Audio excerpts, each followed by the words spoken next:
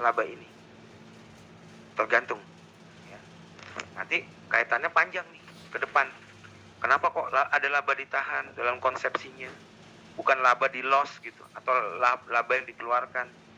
Ada kok konsepsi laba ditahan. Kenapa dengan laba ditahan?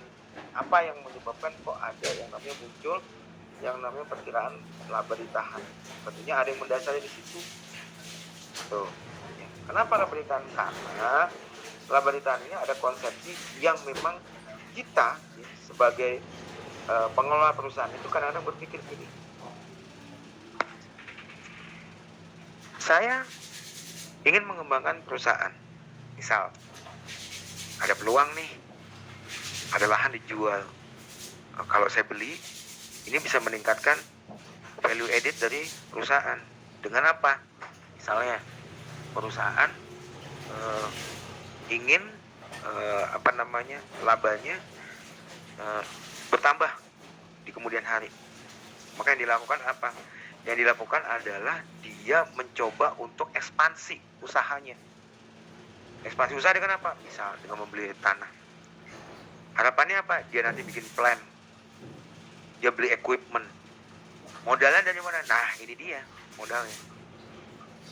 Modalnya kalau misalnya saya berutang dengan bank, misalnya, saya bicara agak jauh ke depan sebelum teman-teman sampai pada konteks pembelajarannya, tapi saya ceritain dulu.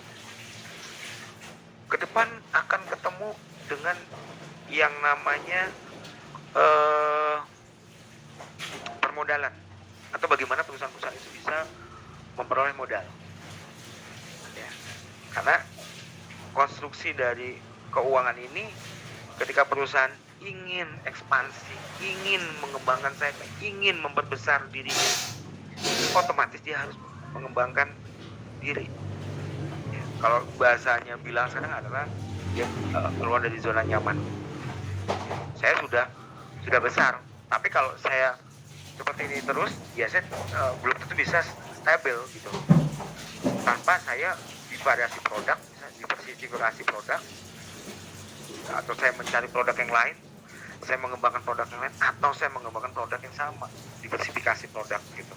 Nah, ini menjadi catatan atau pemikiran dari manajemen untuk mengembangkan yang namanya bisnisnya. Salah satunya permasalahan yang terjadi adalah ketika kita berhadapan dengan yang namanya permodalan. Jadi gimana sih modal ini sesungguhnya? Saya tahu bahwa yang namanya perusahaan itu pasti kalau dalam pengembangan tuh yang namanya modal ini bahaya banget gitu.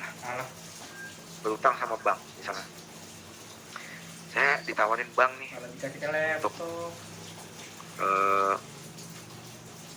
ekspansi usaha atau ekspansi bisnis saya.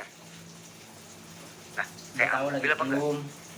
Tentunya apa? Tentunya ketika kita mau mengambil atau tidak mengambil sekalipun, ada pertimbangan-pertimbangan tentu yang harus kita pahami. Pertama, kalau kita berutang sama bank, mampu nggak sih kita untuk membayar kembali?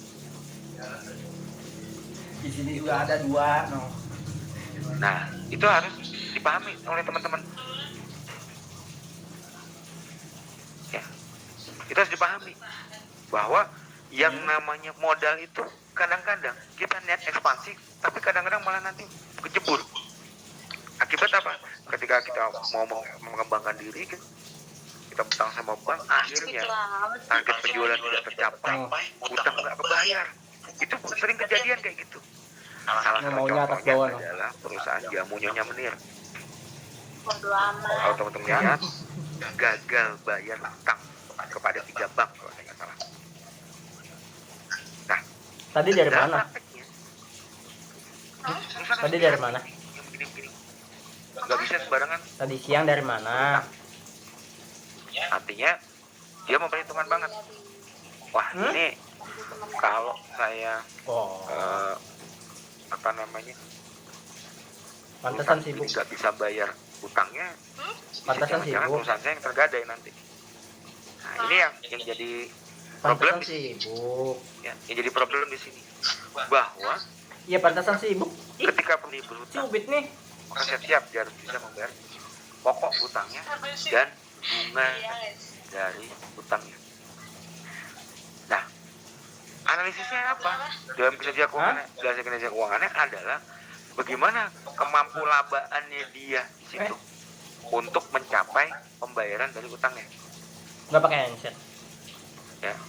Nah, dari konteks itu teman-teman juga udah bisa bilang, oh iya. Makanya dari hal kayak gitu-gitu itu menjadi hal yang sangat mendasar banget. Bawa. Bisa berutang tapi nggak bisa bayar. Wah, bahaya nih. Mau. Nah, akhirnya apa? Akhirnya perusahaan itu Mau nggak? melakukan berbagai macam cara. Misalnya gini, Pakai yang ini. cara adalah saya mau ngelepas kepemilikan saham saya. Ini Apa ya, itu? kalau teman-teman belajar tata kelola atau CG, nanti akan terjadi yang namanya kepemilikan manajerial, Iya. kepemilikan institusional, kepemilikan publik. Nah, ini nanti akan sampai ke sini. Nah, itu berbicara tentang apa? Tentang saham. Nah, saham ini ya Ini pengganti merupakan ini. salah satu media Udah atau ada. sarana bagi perusahaan untuk memperoleh modal. Ketika pertimbangan hutang tadi dia tidak ambil. Tunggu. Tidak semua perusahaan mampu atau mau untuk berhutang. Contohnya apa? Saya contoh Facebook Si aja. Tony nggak ngedengerin itu, Pak.